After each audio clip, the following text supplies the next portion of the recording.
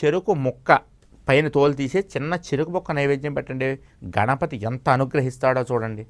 గురువుగారు చెరుకు ముక్క దొరకదు కదండి, బెల్లం ముక్క పెట్టండి. గురుగారు బెల్లం ముక్క దొరకదు కదండి, కాస్త పంచదార పెట్టండి.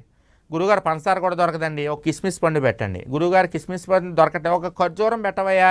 గురుగారు ఖర్జూరం కూడా దొరక, ఒక అరటిపండు పెట్టరా బాబు. గురుగారు అరటిపండు కూడా దొరకడం, ఒక కొబ్బరికాయ కొట్టరా. గురుగారు కొబ్బరికాయ కూడా దొరకలేదు, నీ కర్మ అంతే, ఇంక వదిలేసి.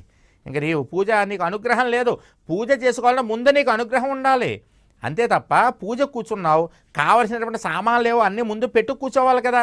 ఆ సమయంలో ఇక్కడ పూజ అయిన తర్వాత బెల్లం మొక్క ఒరే బెల్లం మొక్క ఎవరా అని, తమలపాకులు రే పట్టరావాలి తమలపాకులు, అయ్యో పూలు మర్చిపోయాను, అయ్యో ఇది మర్చిపోయాను, అయ్యో అది మర్చిపోయాను, గంధం మర్చిపోయాను, ఇంకెందుకు పూజ.